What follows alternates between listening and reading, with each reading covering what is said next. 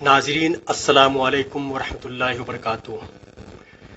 بزم امید فردہ کے تحت زیر اہتمام آپ پروگرام دیکھ رہے ہیں شفیق عابدی سے ایک ملاقات شفیق عابدی کے ساتھ۔ ناظرین، جیسا کہ آپ جانتے ہیں، آج ہمارے سامنے ہمارے بزم میں جو شخصیت موجود ہے ان کا نام شفیق عابدی ہے۔ وہ اردو ادب کے مایہ ناز اور مشہور ادیب، شاعر اور اسی طریقے سے ایک ناظم مشاعرہ ہیں۔ آپ پورے ہندوستان میں آپ کو نظامت کے حوالے سے جانا جاتا ہے۔ آپ ایک اچھے شاعر ہیں، آپ کی غزلیں بڑی عمدہ ہیں اور آپ مستقل لکھ رہے ہیں، مستقل پورے ہندوستان میں آپ کے کلام کو بہت ہی اچھے انداز سے سنا جاتا ہے۔ لیکن آج میں خصوصی طور پر چاہوں گا کہ شفیق عابدی صاحب اپنی غزلیں بھی پیش کریں۔ اسی طریقے سے آپ کو معلوم ہونا چاہیے کہ شفیق عابدی صاحب ایک بہت ہی بڑے ناظم مشاعرہ بھی ہیں، بلکہ ان کو جنوب کا انور جلال پوری کہا جاتا ہے۔ ان کی شخصیت بہت ہی معتبر، خاص طور سے نظامت کے حوالے سے ہے۔ آپ جانتے ہوں گے کہ ان کی آواز میں بہت ہی کڑک آواز اور اسی طریقے سے نظامت کے اندر لطف پیدا کر دیتے ہیں۔ ان کی نظامت کے اندر بہت سی خوبیاں ہیں، آج ہم ان کو سنیں گے اور ان کے بارے میں، ان کی ابتدائی زندگی کے بارے میں اور شاعری میں کس طریقے سے آئے وہ بھی جاننے کی کوشش کریں گے۔ شفیق صاحب، آپ کا اسٹوڈیو میں استقبال ہے۔ شکریہ۔ بہت بہت شکریہ محترم مولانا سلیمان ریاض صاحب، جو محقق، ادیب، نقاد اور بہت اچھے مبصر ہیں۔ انہوں نے میرا تعارف کروایا اور میں شکر گزار ہوں بزم امید فردہ کا کہ جنہوں نے مجھے اس لائق سمجھا کہ میں لوگوں کے ساتھ جڑ جاؤں لائیو طریقے سے۔ لیکن آج تک میں یہاں پر ابتدا میں ایک بات بتا دوں، سخن شناس حضرات دیکھ رہے ہوں گے، میرے ساتھ کئی ہمارے دوست احباب جڑے ہوں گے۔ میں ایک حقیقی بات بتا دوں کہ آج تک میں نے خود کو کبھی سمجھا ہی نہیں ہے، اس لیے کہ جو انسان خود کو سمجھ جاتا ہے وہ اللہ کو سمجھ جاتا ہے، لیکن خود کا سمجھنا اتنی آسان بات نہیں ہے۔ لوگوں نے محبتیں عطا کی، محبتوں سے نوازا، لوگوں نے چاہا، اور میں کیسے ناظم بن گیا آج تک مجھے خود کو خبر نہیں ہے۔ بس ایک بات پر میرا یقین ہے، وہ یہ کہ اللہ تعالیٰ جسے چاہتا ہے اسے اسی راہ پر لگا دیتا ہے، اور یہی یقین مجھے اللہ تعالیٰ کے دربار تک مشاعروں کے حوالے سے لے گیا، اور میں وہ خوش نصیب ہوں جسے حضور صلی اللہ علیہ وسلم کی بارگاہ کے سامنے ایک نعتیہ مشاعرے کی نظامت کا شرف بھی حاصل ہوا۔ یہ وہ باتیں ہیں کہ میں جب ابتدا میں، میری تعلیم تو ایک چھوٹے سے گاؤں میں میرا جنم ہوا جسے علی پور کہا جاتا ہے، اور علی پور علم و ادب کا ایک گہوارہ تو ہے، لیکن سنگلاخ وادیوں کے درمیان بسا ہوا ہے، اور وہاں میرا جنم ہوا، اور میری ابتدائی تعلیم بھی وہیں کے اردو اسکول میں ہوئی۔ اس کے بعد آپ تعجب کریں گے کہ سری سوامی سیوا نندا سیوا شرم ہائی اسکول میں میری ہائی اسکول کی تعلیم ہوئی، اور یہاں پر جب میں تعلیم حاصل کرتا تھا، اس وقت جو محبتیں تھیں ہندو، مسلم، سکھ، عیسائیوں کے درمیان، ان محبتوں کو آج میری آنکھیں تلاش کرتی ہیں۔ جس زمانے میں میں وہاں تعلیم حاصل کرتا تھا، جس میں میرا ایک دوست سیمسن نام کا تھا جو عیسائی تھا، اور ایک متوجی راؤ چوان کے نام کا مراٹھا تھا، مراٹھی سے سماج سے تعلق رکھتا تھا، اور میرا جو گہرا دوست تھا، بہت ہی گہرا دوست، وہ تھا برہمن نرمل پرساد، اپالپتی نرمل پرساد نام تھا اس کا، اور میرا اتنا گہرا دوست تھا کہ جب کبھی مجھے فیس کے لیے پیسے بھی کہ قلت بھی ہو جائے تو وہ اپنی جیب سے بھرنے کو تیار ہو جاتا تھا. اور کئی دلت ہمارے ساتھ تھے. اور میں کبھی کبھی آج پورے ہندوستان بھر میں گھومتا ہوں تو اس وقت مجھے اپنا بچپن، اپنا لڑکپن، اپنی اسکول کی دنیا یاد آتی ہے، وہ کالج کی دنیا یاد آتی ہے کہ اس زمانے میں جو بھائی چارگی، جو محبتیں، جو چاہتیں تھیں، وہ کہاں کھو گئیں. وہ ہندوستان کہاں ہے جو ہندوستان میرے بچپن نے دیکھا تھا. وہ ہندوستان کہاں ہے جو میری اسکول کی کھیلتی پھلتی پھولتی دنیا نے دیکھا تھا. وہ بھارت کہاں ہے جہاں پر صرف محبتیں ہی محبتیں ہوا کرتی تھی. کے وی کرشنا شیٹی ہیڈ ماسٹر تھے، ہر وقت مسکرا کے بات کرتے تھے. کبھی انہوں نے ہمیں جو ہے کوئی دوسری نگاہ سے نہیں دیکھا. مجھے ایسے لگتا تھا کہ حقیقی یعنی ایک روحانی باپ جو ہے مجھے دیکھ رہا ہے. حالانکہ وہ میرے دھرم سے نہیں تھے، نہ ہی میرے مذہب سے تھے، نہ کوئی قسم کا رشتہ تھا، صرف اور صرف استاد اور شاگرد کا رشتہ تھا. لیکن آج وہ دنیا بہت دور ہو چکی ہے. یہی کرب ہے کہ میں ہر وقت اپنی شاعری کے ذریعے، اپنے نظامت کے ذریعے لوگوں تک پہنچانے کی کوشش کرتا ہوں کہ کوشش کریں کہ پھر اس ہندوستان کو، اس بھارت کو واپس لائیں، تاکہ دنیا جس بھارت کی جمہوریت پر رشک کرتی تھی آج بھی وہ رشک کرے. اور مجھے یقین ہے کہ آج نہیں تو کل میرا بھارت وہی بھارت ہوگا جسے ہم مہان بھارت کے نام سے جانتے ہیں. یہ باتیں اس لیے آئیں کہ بچپن اور لڑکپن کو انسان بھلا نہیں سکتا. اس لیے نہیں بھلا سکتا کہ اس کی زندگی کا آغاز جہاں سے ہوا ہے، جو انسان اپنے آغاز کو بھول جائے گا وہ کیا انجام پائے گا. اسی لیے آغاز ہر وقت انسان کے ذہن پر طاری رہتا ہے. اسی لیے میں ہر مشاعرے میں 4 مصرے جو ہے بڑے دھوم دھام سے پڑھتا ہوں. لوگ پسند بھی کرتے ہیں کہ کبھی ہم نفرتوں کے دائروں میں بٹ نہیں سکتے، کبھی ہم نفرتوں کے دائروں میں بٹ نہیں سکتے، کبھی فرقہ پرستی کے سبق کو رٹ نہیں سکتے. صداقت کا پیا ہے دودھ ہم نے اپنی ماؤں سے، ہمارے پاؤں سچائی کی راہ سے ہٹ نہیں سکتے.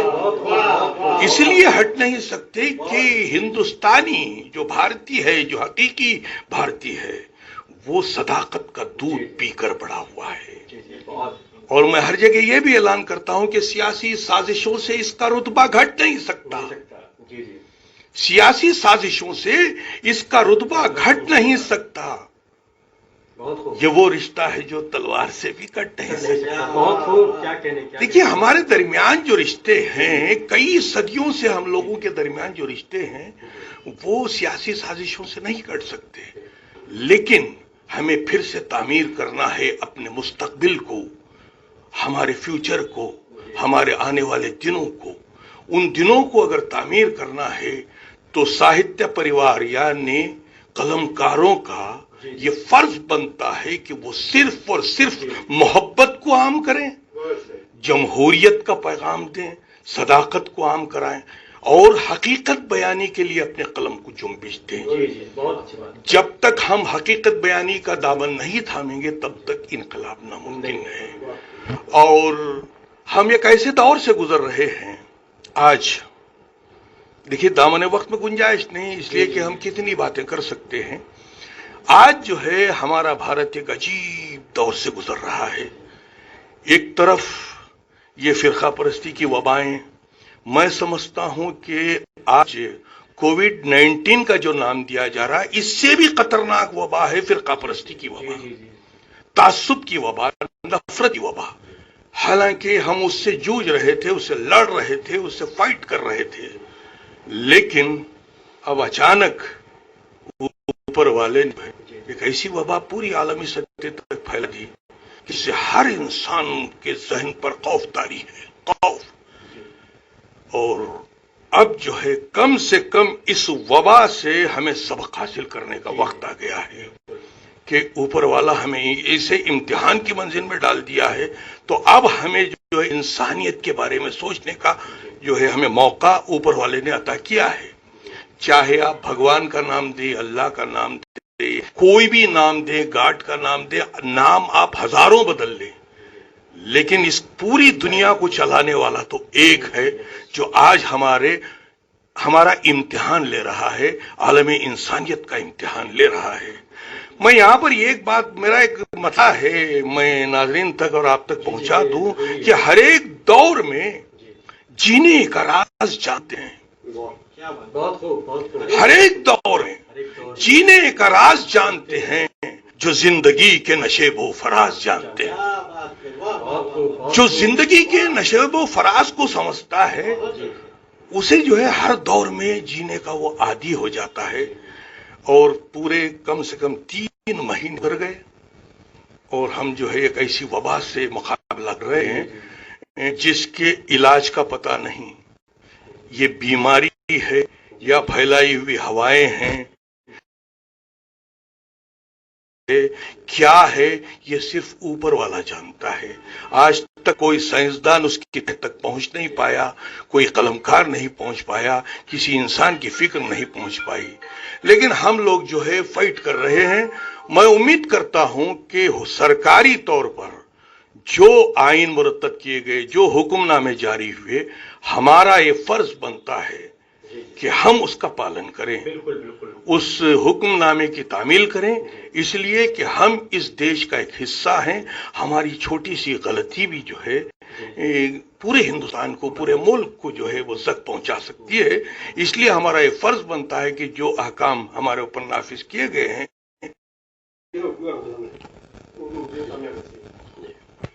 جی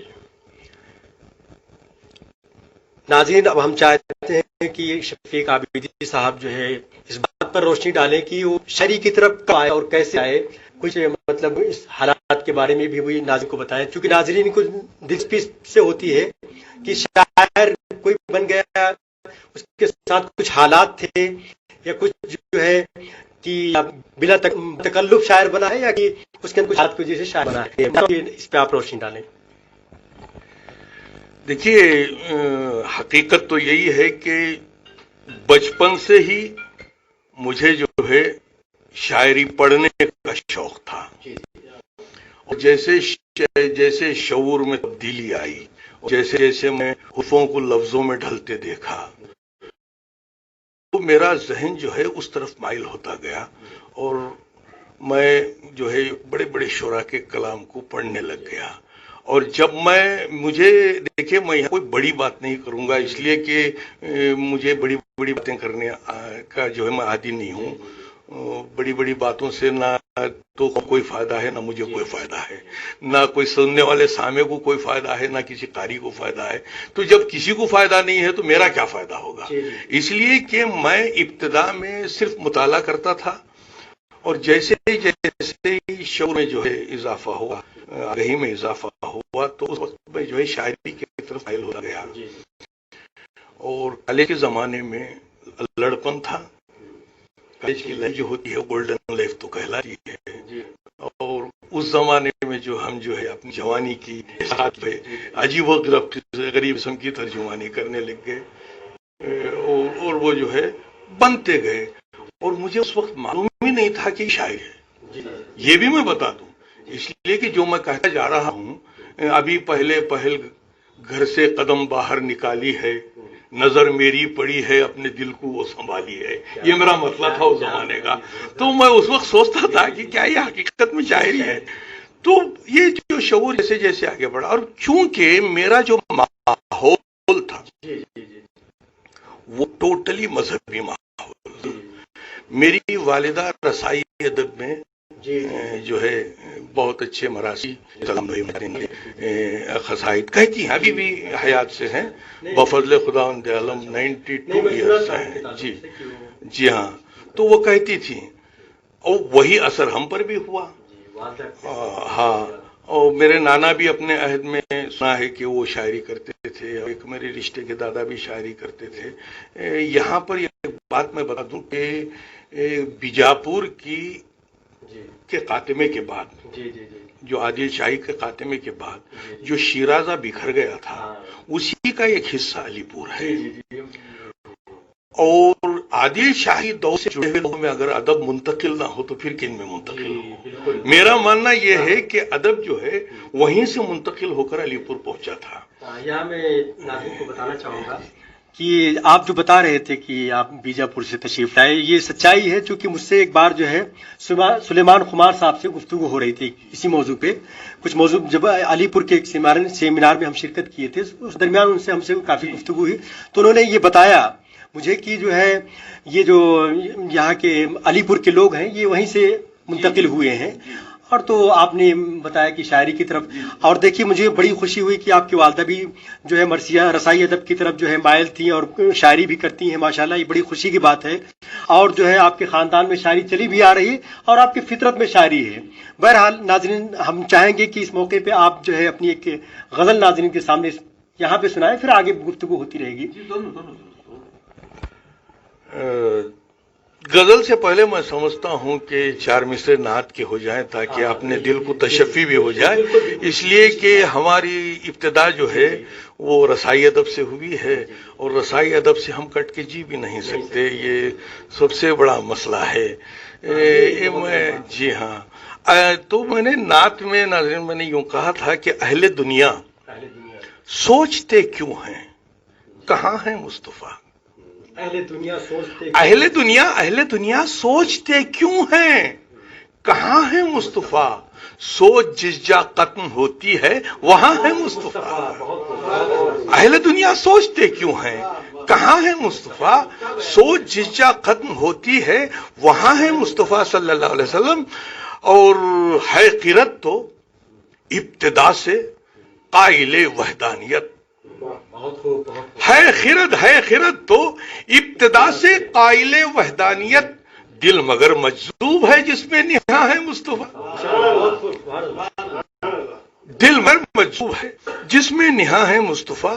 تو دراصل جو ہے نعت سے میں نے اس لیے آغاز کیا کہ دل کو تشفی بھی ہو جاتی ہے کہ ہم جو ہے آپ کو پرویز ملک صاحب جی سلام بول رہے ہیں، جی ہمارے زہرا باغ سے جو ہے جی ظہیر زینب جی آپ کو سلام بول رہے ہیں، جی بہت بہت شکریہ صاحب آپ کو سلام بول رہے جی، ہیں، وہ ظہیر صاحب کا، قمر سرور صاحبہ کا، اور جتنے ناظرین دیکھ رہے ہیں ان تمام دوست احباب کا میں شکر گزار ہوں کہ انہوں نے اپنی محبتوں کا ثبوت پیش کیا، اور مجھ خاکسار کو جو ہے کہ پروگرام دیکھنے کی جو ہے آپ لوگوں نے زحمت فرمائی۔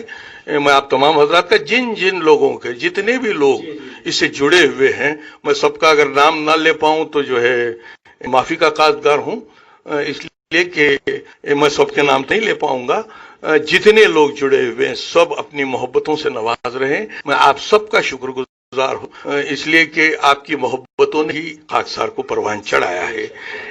تو بات غزل کی آئی ہے، تو میں غزل یہاں سے شروع کر دوں تاکہ اپنا مزاج بھی دنیا تک پہنچ جائے کہ زخم کھا کر شہر سے جب سوئے ویرانہ گیا، زخم کھا کر شہر سے جب سوئے ویرانہ گیا، میں بھی مجنوں کی طرح دنیا میں پہچانا گیا، میں بھی مجنوں کی طرح دنیا میں پہچانا گیا۔ اور یہ دو شعر مربوط دیکھیں کہ عزم دانا ہے بلندی، فکر دانا روشنی، عزم دانا ہے بلندی، فکر دانا روشنی، پھر بھی دانا اس جہاں سے بن کے دیوانہ گیا، عزم دانا ہے بلندی، فکر دانا روشنی، پھر بھی دانا اس جہاں سے بن کے دیوانہ گیا، اور ایک دانا اپنی دانائی سے دانا بو دیا، عظمتیں روشن ہوئی مٹی میں جب دانا گیا، عزم دانا ہے بلندی، فکر دانا روشنی، پھر بھی دانا اس جہاں سے بن کے دیوانہ گیا، اور ایک دانا اپنی دانائی سے دانا بو دیا، عظمتیں روشن ہوئی مٹی میں جب دانا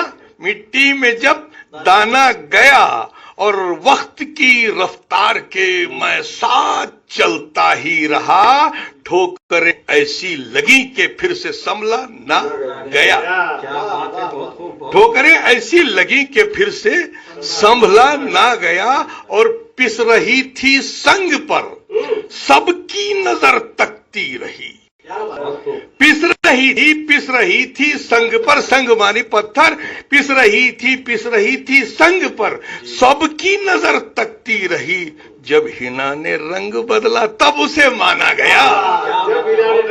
जब हिना ने रंग बदला तब उसे माना गया। और एक शफीक कम सुकन की बात ही क्या है शफीक, हर शफीक इंसान तो लाखों में पहचाना गया। हर शफीक इंसान तो लाखों में पहचाने। बस इस तरीके की गजलें जो मैं कह लेता हूँ। एक और गजल समाज फरमा लें मुमकिन है जो है। जी, एक शफीक कम सुकन की बात ही क्या है शफीक, एक शफीक कम सुकन की बात ही क्या है शफीक, हर शफीक इंसान तो लाखों में पहचाना गया, लाखों में पहचाना गया। और एक गजल देखें, इसके मतले की ताकत देखें। मैं समझता हूं कि मैंने इस मतले में एक बहुत बड़ी कोशिश की है। अगर इस मतले को सामीन, नाजरीन, क़ारीन समझ जाएंगे तो मैं समझूंगा कि मैं अपनी कोशिश में कामयाब हो गया हूं।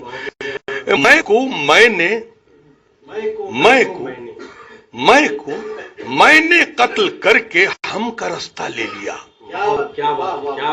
मैं को मैंने कत्ल करके हम का रास्ता ले लिया, कामयाबी ने मेरे कदमों का बोसा ले लिया। मैंने कत्ल करके हम का रास्ता ले लिया, कामयाबी ने मेरे कदमों का बोसा ले लिया। और ये शेर देखें कि सब्र की तलवार से ख्वाहिश की गर्दन काटकर, सब्र की तलवार से ख्वाहिश की गर्दन काटकर दस्ते अहले हक से कौसर का पियाला ले लिया। दस्ते अहले हक से कौसर का पियाला ले लिया। और इस शेर पर खास तवज्जो चाहूंगा, हालांकि यहाँ पर जो है मेरे मजहबी, मैं यहाँ पर एक बात अर्ज करता चलूं नाजरीन और सामीन को ये भी मालूम हो जाए कि अदब का कोई मजहब नहीं होता, लेकिन अदीब का मजहब भी होता है, मसलक भी होता है। बिल्कुल यकीनन सही बात है। और इसीलिए बात ये अर्ज कर रहा हूं कि हर अदीब, हर शायर के कलाम के जरिए, हर अदीब के मजमून के जरिए उसकी जो है जो भी उसने मज़ामीन लिखे हैं, चाहे वो ड्रामा लिखे, कुछ भी लिखे, उसका मजहब कहीं ना कहीं शामिल हो जाता है। इससे इनकार नहीं किया जा सकता। मैंने इसलिए बता दे रहा हूं कि लाइव प्रोग्राम है, कोई मुशायरा तो है नहीं कि मुझे यहां दादो तहसीन हासिल करनी है। कि सब्र की तलवार से ख्वाहिश की गर्दन काट कर दस्ते अहले हक से कौसर का पियाला ले लिया, और सोच की तारीकियों को दूर करने के लिए, सोच की तारीकियों को दूर करने के लिए नूरे काबा ले लिया, नूरे मदीना ले लिया। सोच की तारीकियों को दूर करने के लिए नूरे काबा ले लिया, नूरे मदीना ले लिया। और इस शेर पर खास तवज्जो चाहूंगा कि उसने जब मुझसे कहा क्या मांगता है मांग ले, उसने जब मुझसे कहा क्या मांगता है मांग ले, मुस्कुराकर मैंने एक आशिक का रुतबा ले लिया। मुस्कुराकर मैंने एक आशिक का रुतबा ले लिया। जो अता मुझको हुए दुनिया में जीने के लिए, उन सभी जज्बों में कुर्बानी का जज्बा ले लिया। उन सभी जज्बों में जो अता मुझको हुए दुनिया में जीने के लिए, उन सभी जज्बों में कुर्बानी का जज्बा ले लिया। उन सभी जज्बों में कुर्बानी का जज्बा ले लिया। और जिसने सर अपना दिया हक व सदाकत के लिए, जिसने सर अपना दिया हक व सदाकत के लिए, उससे इजहारे हकीकत का सलीका ले लिया। उससे इजहारे हकीकत का सलीका ले लिया। उससे इजहारे हकीकत का सलीका ले लिया। और मक्ते की नजाकत भी देखें कि रूबरू हक का खजीना जैसे ही आया शफीक, रूबरू हक का खजीना जैसे ही आया शफीक, ख्वाहिशे इल्मो हुनर का बढ़ के कासा ले लिया। ख्वाहिशे इल्मो हुनर का बढ़ के कासा ले लिया। اور میں کو میں نے قتل کر کے ہم کا رستہ لے لیا، کامیابی نے میرے قدموں کا بوسہ لے لیا۔ تو میں یہ بتا دینا ضروری سمجھتا ہوں کہ یہ جو ہے اپنے جذبات، اپنے احساسات، اپنا معافی الضمیر، دیکھیے میں یہاں پر جیسے کہ آپ نے ابتدا میں کہا تھا کہ اپنی ابتدائی آغاز کیسے ہوا، میں یہاں پر ایک بات عرض کرتا چلوں کہ جو حساس دل ہوتا ہے وہ کسی بھی نقطے پر غور و فکر کرتا ہے، بھلے وہ نثر میں کہے یا شعر میں اسے شاعر مانتا ہوں۔ یہ بڑا عجیب جملہ ہے، حالانکہ کئی لوگوں کو جو ہے یہ جملہ ہضم نہیں ہو پائے گا، اس لیے کہ جب تک آپ کی حس جاگتی نہیں ہے تو کوئی بھی قلمکار بن نہیں سکتا۔ حس کا جاگنا ضروری ہے، اور احساسات کے ساتھ غور و فکر کرنے والا مادہ چاہیے، اور جب وہ غور و فکر کرتا ہے اور گہرائی کے سمندر میں غوطزن ہوتا ہے تو ایک غواص بن کر اس موتی تک پہنچتا ہے جس موتی کو ہم شاعری کہتے ہیں، یا نثر میں جو ہے مضامین کے ان نقطوں کو طرف جو ہے۔ اس لیے میں نے یہ بات اس لیے کہی کہ ردیف قافیہ کا نام شاعری نہیں ہے۔ میرا ماننا یہ ہے، ناقدین کیا جانتے ہیں مجھے خبر نہیں ہے، لیکن میرا ماننا یہ ہے کہ ردیف قافیہ کا نام شاعری نہیں ہے، نہ ہی بحر کا نام شاعری ہے، نہ الفاظ کا نام شاعری ہے۔ تو پھر شاعری ہے کیا؟ آخر شاعری ہے کیا؟ یہ تو قوانین ہیں۔ لفظوں کو برتنا ایک سلیقہ ہے، ایک خزینہ ہے کہ آپ جو ہے لفظوں کو برت رہے ہیں۔ ردیف، قافی اور اوزان، فاعلات، فاعلات، جو اوزان مرتب کیے گئے، یہ تمام چیزیں جو ہے قوانین ہے، علم عروض ہے، عروض ہے، یہ شاعری نہیں ہے۔ تو پھر شاعری کیا ہے؟ تو میں بہت اس پر غور و فکر کیا، کئی جو ہے مفکرین کے اقوال کا مطالعہ کیا، کئی بحثیں جو چلیں شاعری پر، اس پر جو ہے میں نے غور و فکر کیا، تو آخر میں ایک جگہ جا کے رک گیا، وہ یہ کہ ممکن ہے، میرے خیال سے ہر کسی کا جو ہے متفق ہونا ضروری نہیں ہے، اس لیے کہ ہر انسان کا خیال اپنی جگہ ہے۔ جب تک آج تک انگوٹھا کے نشان کسی کا نہیں ملا ہے تو شاعری کیا خاک ملے گی، سوچ کیا خاک ملے گی۔ اسی لیے دنیا کا دار و مدار جو ہے چل رہا ہے، آگے بڑھ رہی ہے، یہ تحریکیں آگے بڑھ رہی ہیں، روز روز نئے نئے ادب جو ہے مرتب ہو رہے ہیں۔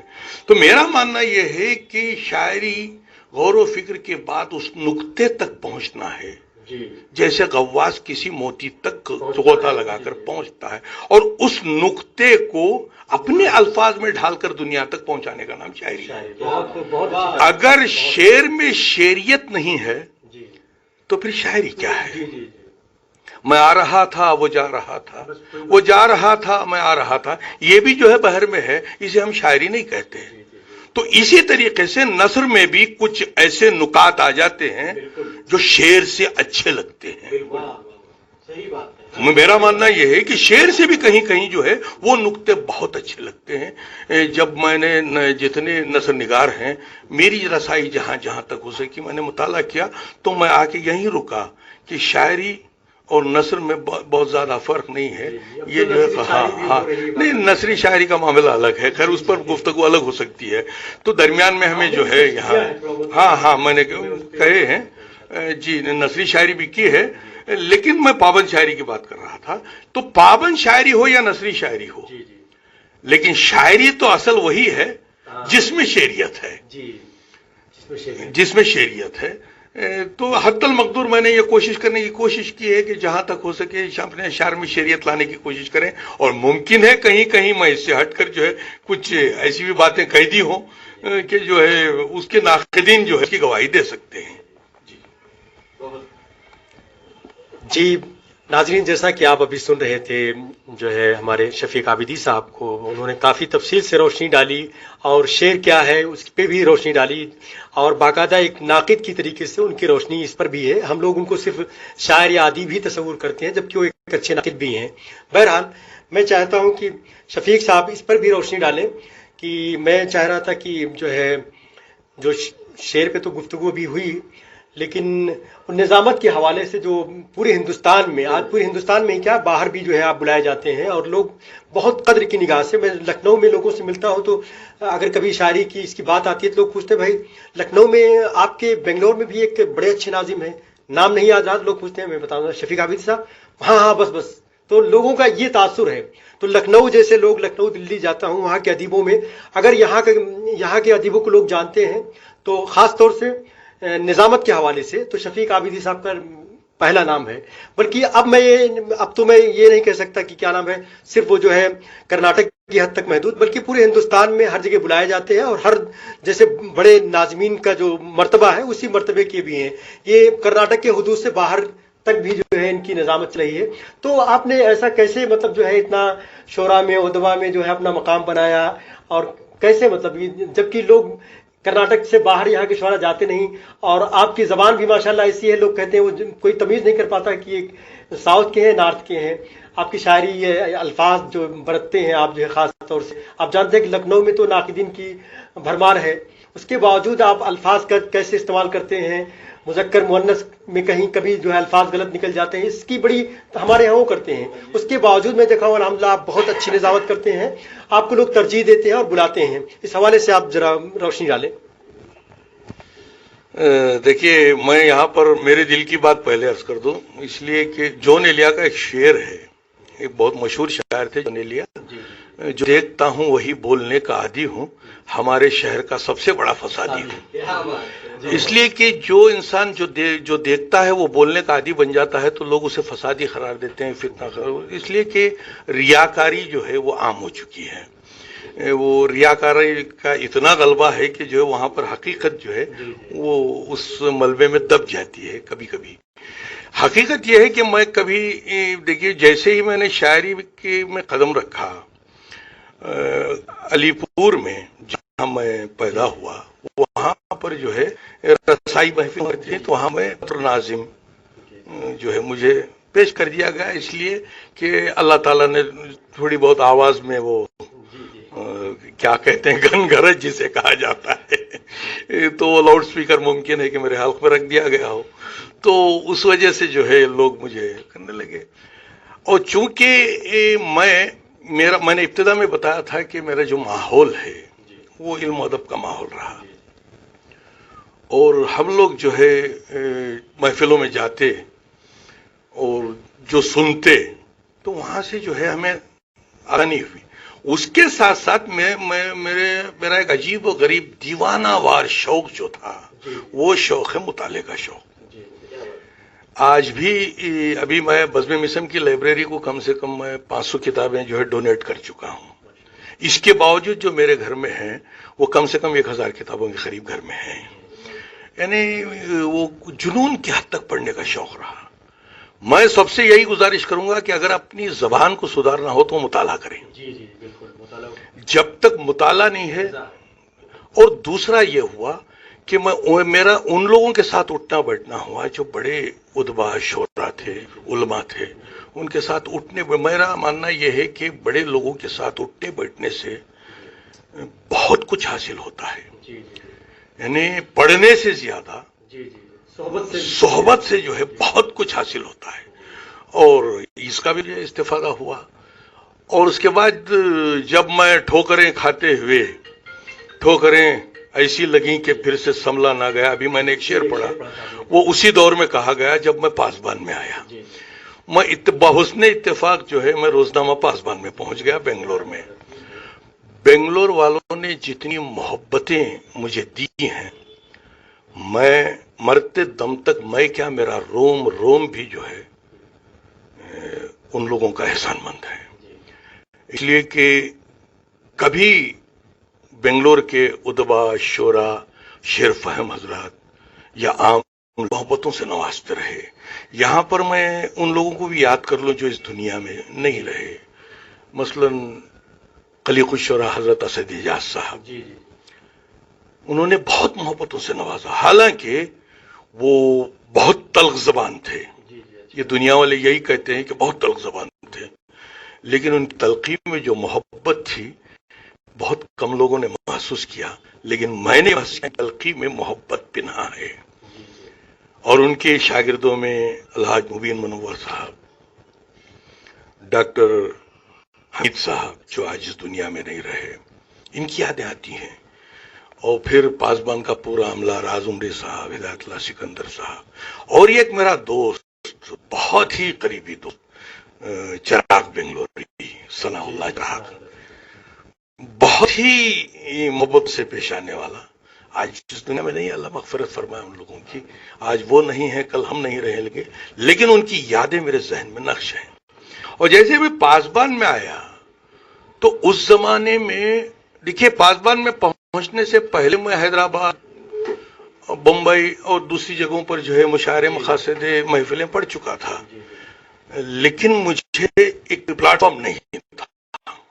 میں یہاں پر یہ بات اظہار دیتا ہوں، جیسے میں پاسبان میں آیا، وہ دور 97 کا، 1947 سے پاسبان کا آغاز ہوا تھا، اور 97 میں اس کی گولڈن جبلی کے موقع پر میرے ہمدرد، میرے محسن، چیف ایڈیٹر روزنامہ پاسبان محمد عبید اللہ شریف صاحب نے طے کیا کہ ہر بڑے بڑے شہر میں ایک مشاعرہ منعقد کریں اور پاسبان گولڈن جبلی منا جائے۔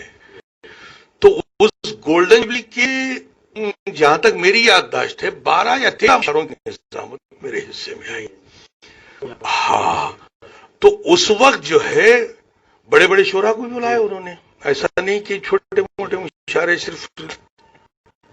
تو اس وقت جو ہے محترم راز امتیاز صاحب آج دنیا میں نہیں رہے، اللہ مغفرت کرے، وہ ایگزیکٹو ایڈیٹر تھے روزنامہ پاسبان کے، انہوں نے میری ہمت باندھی، بولے کہ نہیں، آپ پورے مشاعروں کی دعوت کریں گے۔ پھر یہاں سے خلیل خوش اسد یاس صاحب اور مبین منور صاحب، یہ تمام لوگ جو ہے، اور پھر میں اگر یہ نام نہ لوں تو غلط ہوا کہ ہمارے مسعود غضنفر اس زمانے میں پاسبان کے ایڈیٹر تھے، انہوں نے بھی جو ہے میری ہمت باندھی، اور جیسے ہی میں وہ مشاعروں کی نظامت کرتا گیا، اور ہر ہفتے ایک مشاعرہ ہوتا، تو یوں سمجھیے کہ جیسے تلوار کو جو ہے وہ تازہ کر دیا گیا۔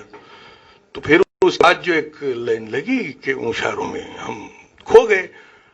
اب رہی بات آپ نے جو کہا کہ شمالی ہندوستان، یہ سوچنا غلط ہے کہ لوگ جو ہے علاقے پر بانٹے، میں یہ نہیں سوچتا، زبان کسی کی جاگی نہیں، جو سیکھ لیا زبان اسی زبان ہے، اور جتنے بڑے بڑے نام لیے جائیں گے، چھوٹے سے خریوں میں پیدا ہوئے ادیب و شعراء ہیں، اس میں جو ہے ہم نام کئی گنوا سکتے ہیں، لیکن مکمل نہیں ہے۔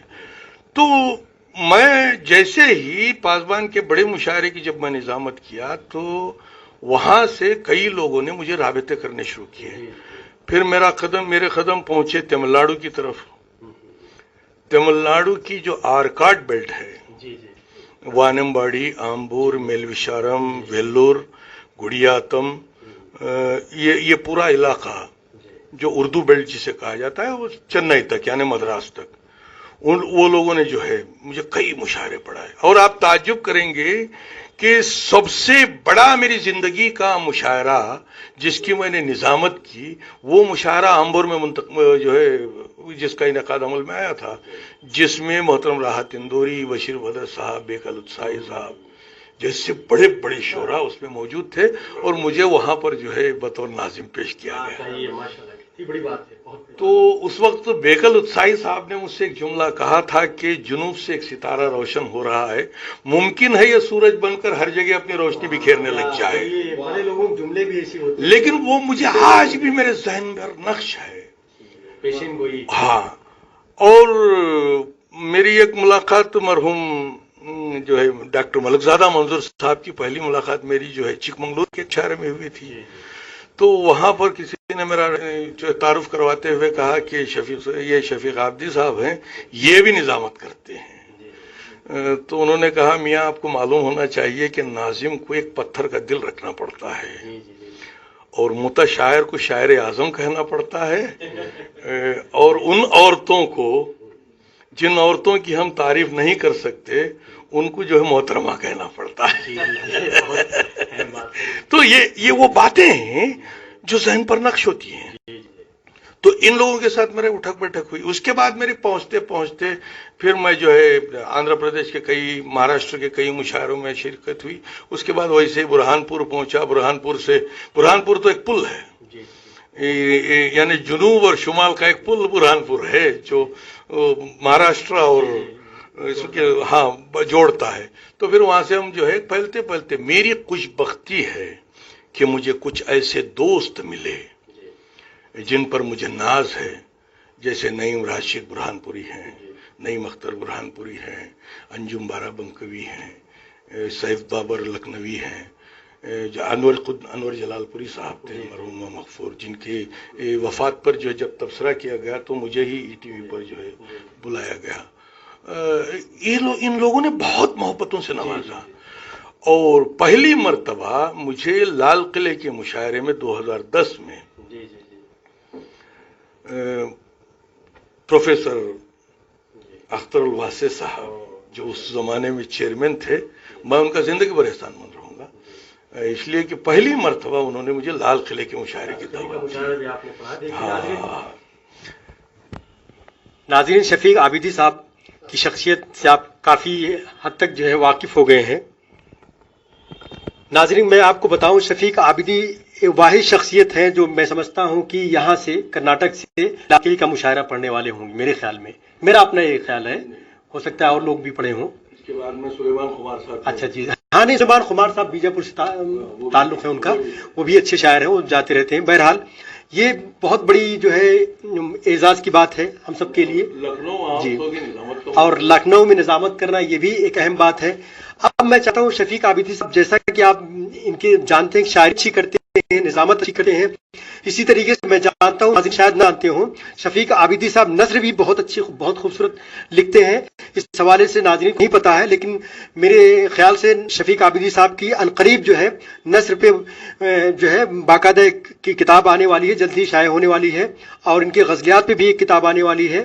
لیکن نثر کے حوالے سے میں چاہتا ہوں کہ آپ تھوڑا سا روشنی ڈالیں. ویسے میں ناظرین کو بتا دوں کہ شفیق عابدی صاحب ایک صحافی بھی رہ چکے ہیں، جیسا کہ پاسبان کا تذکرہ کیا انہوں نے، تو اس لیے جو ہے وہ ظاہر سی بات ہے کہ اچھی نثریں لکھیں گے. لیکن پھر بھی میں چاہتا ہوں کہ اپنے نثر کے تعلق سے بتائیں کہ جو آپ کی کتاب آنے والی ہے وہ ان کے مشمولات، یعنی ان کے مضامین کیا شامل رہیں گے، اس میں کیا چیزیں رہیں گی، اور کیا ہے وہ اصل کتاب، اس پہ بھی روشنی ڈالیں. دیکھیے، دراصل جو ہے ابھی نظامت کے تعلق سے کہہ رہے تھے، تو میں یہاں پر یہ بتا دوں کہ میں وہ خوش نصیب انسان ہوں جس سے کرناٹک کے ایک چھوٹے سے قریے میں جس کا جنم ہوا اور بنگلور میں جس کی پرورش ہوئی، اور پھر میں جا کے جو ہے لکھنؤ مہا جسے جشن لکھنؤ کہا جاتا ہے، جشن لکھنؤ کی نظامت بھی میرے حصے میں آئی. اور میں کشمیر کے مشاعرے میں بھی، یعنی جموں کشمیر کے مشاعرے میں بھی مشارکت کرنے کا موقع ملا. اور میری یادگار مشاعروں میں جو ہے وہ جدہ کا مشاعرہ رہا، سعودی عرب میں مشاعرے کی نظامت میرے حصے میں آئی، اور حیدرآباد میں نظامت کیا. بہت جتنے بڑے بڑے شہر ہیں، حتیٰ کہ ٹاٹا اسٹیل جمشید پور کی مشاعرے کی نظامت بھی ایک میرے حصے میں آئی. یہ میری خوش بختی تھی. میں کیا ہوں، میں نے ابتدا میں کہا تھا کہ میں کیا ہوں مجھے نہیں معلوم، لیکن نثر کا تعلق جو ہے جہاں تک ہے اس کے بارے میں یہ بتا دوں کہ جس زمانے میں پاسبان میں آیا اس زمانے میں راز امتیاز صاحب کی سرپرستی مجھے حاصل رہی. راز امتیاز صاحب نے مجھ سے کہا کہ بھائی شاعری کے ساتھ ساتھ آپ بہت اچھی نثر بھی لکھ سکتے ہیں، آپ نثر کی طرف بھی اپنے ذہن کو جوڑیے. تو اس زمانے میں ٹینرو بنگلور میں ایک فساد ہو گیا تھا، ایک ناؤ پیدا ہو گیا تھا صرف ایک جھنڈے کی وجہ سے. تو میں نے اسے جو ہے حقیقت افسانے کے نام سے جو ہے لکھنا شروع کیا. وہاں کے جو حالات تھے وہ حقیقت یا افسانہ کے نام سے میں لکھنا شروع کیا. پھر اس کے بعد نثر کی طرف راغب ہوا، اور پھر پاسبان میں میرے کئی آرٹیکل چھپتے رہے، کبھی سیاسی، کبھی دبی، کبھی وہ. اور پھر کئی شخصیتوں پر میں نے تبصرے بھی کیے، جیسے خشرا حضرت سیدنا صاحب کی شاعری اور فن پر بھی میں نے اس زمانے میں ایک مضمون لکھا تھا. سلام نجمی صاحب پہ لکھا، اور کئی شعراء پر میں نے اس زمانے میں لکھے. اور پھر جو ہے دیکھیے دو گھوڑوں کی سواری ذرا مشکل ہو جاتی ہے، لیکن میرا مسئلہ یہ ہو گیا کہ 3 گھوڑوں کی سواری ہو گئی. اب یہ 2 گھوڑوں سنبھالنا مشکل ہے تو تیسرے گھوڑے کو کیسے ہم اپنے انڈر میں رکھ سکتے ہیں؟ ایک طرف نظامت کا ہنگامہ، ایک طرف شاعری، اور تیسری طرف نثر. پھر بھی اللہ تعالیٰ کا احسان رہا کہ میں اس رو میں بہتا رہا اور لکھتا رہا. کئی افسانے بھی لکھے، اور میرا ایک افسانہ دلی کے سے شائع ہوا تھا. اس زمانے میں شہلا نواب کی حیرت میں محفل صنم رسالہ نکلا تھا، اس میں کئی میرے افسانے شائع ہوئے. اس میں میرے افسانے بھی لکھے. اس میں نے عید کی خوشیاں جو میں نے افسانہ لکھا اسے جو لوگوں نے بہت پسند کیا تھا. اور گجرات فسادات پر میرے کئی افسانے شائع ہوئے تھے اس زمانے میں دلی سے. تو خیر وہ ایک اپنی جگہ ہے. تو میں نثر کی طرف بھی مائل رہا، لیکن زیادہ وقت جو ہے میں نہ نثر کو دے سکا نہ نظم کو دے سکا، اس لیے کہ لوگوں نے مجھے ناظم بنا کر قید کر دیا. ایک بیدار قلم کار کو میں ایک جملہ یہاں پر عرض کر دوں تو غلط نہ ہوگا، جو اچانک میرے ذہن پر نازل ہو گیا ہے کہ ایک بیدار قلم کار کو لوگوں نے اپنے محبتوں کے ذریعے ناظم بنا کر قید کر دیا. اور میں نظام کے رو میں ایسے بہ گیا کہ میں زیادہ وقت اللہ کرے کہ یہ کہ لاک ڈاؤن ہونے کے بعد جو ہے اللہ تعالیٰ کا بہت بڑا احسان ہوا کہ میں کم سے کم 25-30 غزلیں کہہ ڈالی. ورنہ جو ہے غزل کہنا میرے لیے بہت مشکل ہو گیا تھا کہ نئی غزل کہہ کر لے جائیں. یہ بھی میرے ساتھ مسئلہ تھا. تو خیر اب جو میری جو کتابیں آنے والی ہیں اس میں مشاعروں کا سفر، مشاعروں کا سفر، میں نے ایک نثری کتاب لکھی ہے جو ابتدا سے لے کر آج تک جو میرے یعنی تلخ تجربات ہیں. ممکن ہے اس میں کئی ایسے تجربات ہیں جو متنازع بھی ہوں، یعنی لوگ جو ہے اس پر انگلی بھی اٹھائیں کہ بھئی یہ نئی تحریر کرنا چاہیے تھا، لیکن میرا دل کہہ رہا تھا کہ نہیں، سچائی تحریر کرنے کوئی غلطی نہیں ہے. اور میں نے درمیان میں بات چھوڑ دی تھی کہ شمال و جنوب کے درمیان جو لوگ کہتے ہیں، کہ میں کہتا ہوں کہ اگر ہم اپنے فن کو منوانے کی قوت رکھتے ہوں تو نہ شمال ہے نہ جنوب ہے، نہ جو ہے وہ بس زبان و ادب کے ذریعے سے انسان کو آگے بڑھ سکتا ہے. لیکن ہمارے ہاں کے شعراء کے تعلق سے ایک بات میں عرض کر دوں، ہمارے جو شعراء ہیں وہ جو ہے تجارتی ذہنیت نہیں رکھتے. بالخصوص کرناٹک کی بات کر رہا ہوں اور بالخصوص بنگلور کی، کہ یہ لوگ جو ہے اپنے معافی الضمیر کو اپنے طور پہ وہ رقم کر لیا، اپنے احساسات کی ترجمانی اشعار کے ذریعے کر لی اور اپنی دنیا میں خوش ہیں. یہ آگے نہیں بڑھنا. میں کہتا ہوں کہ جن لوگوں کے پاس پیشکش کی طاقت ہے انہیں آگے بڑھنا چاہیے، آگے بڑھنا چاہیے. اس لیے کہ جب تک آپ آگے بڑھیں لیکن لوگوں تک آپ کا کلام نہیں پہنچا تو لوگ کہاں تسلیم کریں گے؟ تو لوگوں کو تک بھی پہنچانا چاہیے. میں یہاں پر یہ بھی عرض کر دوں، ہر مشاعرے میں ایک جملہ کہتا ہوں کہ شاعری میں 3 قسم کے شاعر ہوتے ہیں. ایک وہ جو صرف اپنے ذوق کے لیے شعر کہتے ہیں اور وہ اپنی حد تک جو رہتے ہیں، اور کچھ شاعر ایسے ہیں جو مشاعروں میں پیدا ہوتے ہیں مشاعروں میں مر جاتے ہیں. لیکن کچھ شاعر ایسے ہیں جو قاری کو بھی متاثر کرتے ہیں اور سامع کو بھی متاثر کرتے ہیں. اس زمرے میں اپنے شعراء کو آنا چاہیے. میں امید کرتا ہوں کہ لوگ آئیں گے. تو نثر کے تعلق سے میں مجموعی طور پر یہی کہوں گا کہ نثر کا سلسلہ ابھی جاری ہے. میرا افسانوی مجموعہ بھی میں بہت جلد منظر عام پر لاؤں گا اور مشاعروں کا سفر بھی بہت جلد منظر عام پر آنے والا ہے. لیکن سب سے پہلے میرا مجموعہ کلام جو ہے میں بہت جلد منظر عام پر لانے کی کوشش میں لگا ہوا ہوں. تو انشاءاللہ دیکھیے اب غزل آخر میں جو ہے، جی میں یہاں پر ایک غزل آپ لوگوں کی نظر کر دوں کہ مسئلہ یوں کہا ہے کہ نہ قصر شک میں نہ شہر گماں میں رہتے ہیں، نہ قصر شک میں نہ شہر گماں میں رہتے ہیں، یقین والے ہیں روشن جہاں میں رہتے ہیں، جہاں کے کانٹے بھی گل کا مقام رکھتے ہوں، ہم ابتدا سے ہی اس گلستاں میں رہتے ہیں. جہاں کے کانٹے بھی گل کا مقام رکھتے ہوں، ہم ابتدا سے ہی اس گلستاں میں رہتے ہیں، جو دینا چاہتے ہیں حسن و عشق کی سوغات، بشکل نور وہی کہکشاں میں رہتے ہیں، بشکل نور وہی کہکشاں میں رہتے ہیں ازل سے. یہ اس شعر کا پس منظر دیکھیے کہ ازل سے جو بھی چلا ہے بقائے حق کے لیے, ازل سے جو بھی چلا ہے بقائے حق کے لیے, ازل سے ہم بھی اسی کارواں میں رہتے ہیں, ازل سے ہم بھی اسی کارواں میں رہتے ہیں. اور اس شعر پر خاص توجہ کہ عجیب جذبہ ایثار ہے جزاک اللہ, عجیب جذبہ ایثار ہے جزاک اللہ. جو ممتحن ہیں وہی امتحان میں رہتے ہیں, جو ممتحن ہیں وہی امتحان میں رہتے ہیں.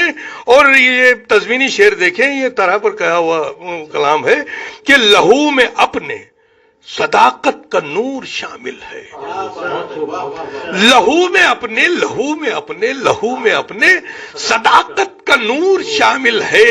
زمین پر رہ کے بھی ہم آسمان میں رہتے ہیں, زمین پہ رہ کے بھی ہم آسمان میں رہتے ہیں, زمین پہ رہ کے بھی ہم آسمان میں رہتے ہیں.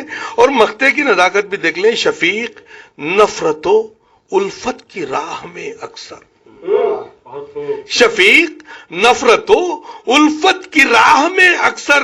کچھ ایسے دوست ہیں جو درمیان میں رہتے ہیں, کچھ ایسے دوست ہیں جو درمیان میں رہتے ہیں. نہ قصر شک میں یقین والے ہیں, روشن جہاں میں رہتے ہیں, یقین والے ہیں, روشن جہاں میں رہتے ہیں. تو حضرات اس طریقے کے شعر میں نے کہے, حالانکہ جس انداز کی گفتگو ہونی چاہیے وہ ہو نہیں پائی, اس لیے کہ ہمارا سفر کوارنٹائن سے نکلتے ہوئے کہاں کہاں سے گزر کر کہاں کہاں پہنچا. اس لیے کہ میرا وہ ایک مطلب ہے, جہاں جہاں سے گزر کر جہاں جہاں پہنچا, جہاں جہاں بھی میں پہنچا وہاں جہاں پہنچا. اس لیے کہ یہ دنیا بھی عجیب ہے. اسی لیے کہا جاتا ہے کہ کولمبس جب دنیا کو دیکھنے کے لیے نکلا تھا تو جہاں سے نکلا تھا واپس وہیں پہنچ گیا تھا. تو یہ دو گول دنیا ہے, اور گول دنیا میں ہمیں بھی جو ہے گول گول طریقے سے وہیں پہنچنا ہے جہاں پہنچنا ہے. میں سمجھتا ہوں کہ یہ نشست ادھوری رہی. اگر زندگی باقی رہی, سانسیں باقی رہی, تو پھر ایک مرتبہ ہم آپ سے گفتگو کریں گے. آئیے مولانا سے گفتگو کریں. ناظرین, آپ سماعت پر فرما رہے تھے جو ہے ہمارے شفیق عابدی صاحب کو. میں اس موقع پر جناب سید عرفان اللہ صاحب قادری اور جناب عزیز داغ, مبین احمد زغ, ابراہیم نفیس اور بہت تمام اردو اکیڈمی, اسد جعفری, اور جو حضرات بھی جو ہے ہمارے پروگرام کو دیکھ رہے ہیں, اردو اکیڈمی کی اکیڈمیاں, اسی طریقے سے اردو ادارے جو بھی دیکھ رہے ہیں, میں سب کا بہت شکر گزار ہوں. آج کی نشست ہم لوگ اسی پہ ختم کرتے ہیں. انشاءاللہ شفیق عابدی سے پھر گفتگو ہوگی, پھر بھی کسی اور شخصیت سے بھی آگے گفتگو ہوگی, چونکہ شفیق عابدی کی شخصیت ہماری ہر شخصیت ہے. جیسا کہ آپ نے سنا, وہ نظامت بھی کرتے ہیں, شاعر بھی ہیں, افسانہ نگار بھی ہیں, اچھے قلم کار بھی ہیں, اور تجزیہ نگار بھی ہیں, ناقد بھی ہیں. اور اتنی اہم شخصیت کے بارے میں تفصیل سے گفتگو کے لیے کافی وقت درکار ہوتا ہے. آج کے لیے ناظرین اب مجھے آپ اجازت دیں اور اپنا بہت خیال رکھیں. شکریہ, اور اس پروگرام کو شیئر اور لائک کریں. شکریہ, جزاک اللہ.